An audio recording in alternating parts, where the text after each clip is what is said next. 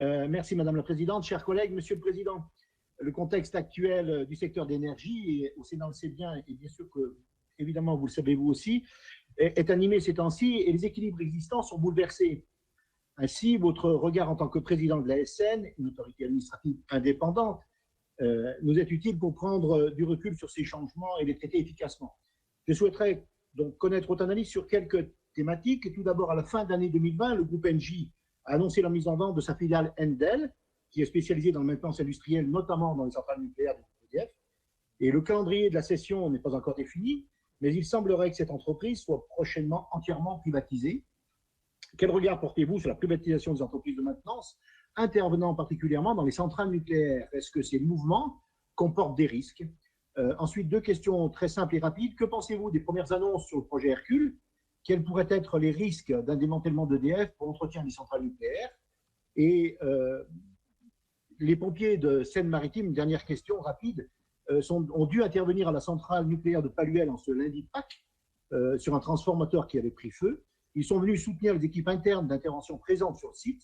Que pouvez-vous nous dire sur ces risques d'incendie dans les centrales nucléaires? Est-ce que les équipes internes d'intervention sont suffisantes en l'état, à votre avis? Je vous remercie.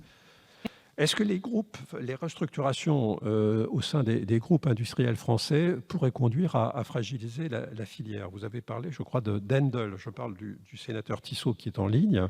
D'Endel. Alors effectivement, les décisions des grands groupes, c'est le cas d'Engie, qui décide effectivement de se séparer d'une partie d'activité nucléaire. S'il n'y a pas de suite, ça pose problème. C'est la même chose pour certains grands chaudronniers. Je parle à Nordon. Il y a un certain nombre d'entreprises, grandes entreprises dans le secteur du nucléaire qui aujourd'hui sont en souffrance. Elles n'ont pas de perspective. Il n'y a pas de... Et ça, c'est pas lié à l'absence de travaux, c'est lié au fait qu'il y a une espèce de désengouement par rapport au nucléaire. Il y a des incertitudes sur les choix gouvernementaux. On ne sait pas s'il va y avoir du travail, s'il va y avoir une filière. Et donc, les entrepreneurs ne s'investissent pas.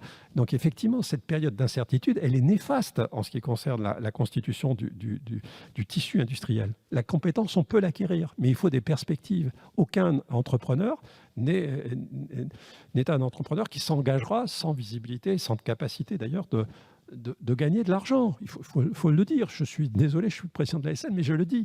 Ça reviendra à une question tout à l'heure sur la sous-traitance. C'est fondamental. Donc je pense qu'il y a absolument besoin d'avoir de la visibilité. Les groupes français sont capables. Attention, nous sommes dans une période difficile.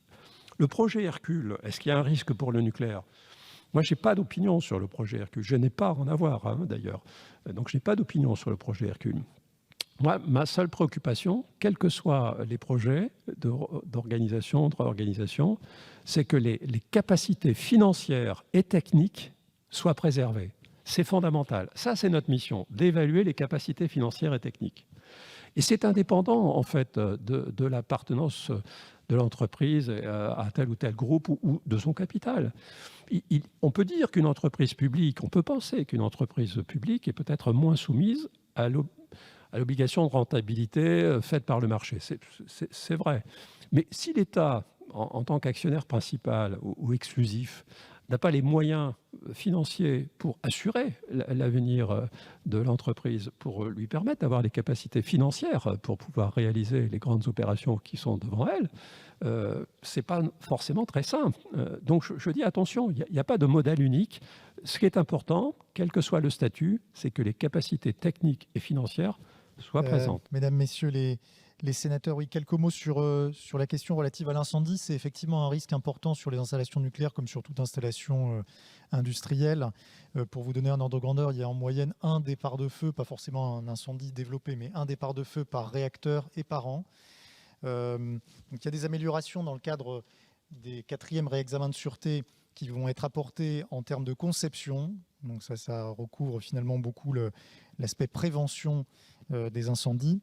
On appelle aussi EDF à faire des progrès depuis plusieurs années, et ça a été le cas, mais ça doit se poursuivre, en matière d'intervention, c'est-à-dire de capacité à lutter contre les incendies. Et on a encore cette année une série d'inspections programmées pour mettre en situation les équipes d'EDF et vérifier si tel est bien le cas.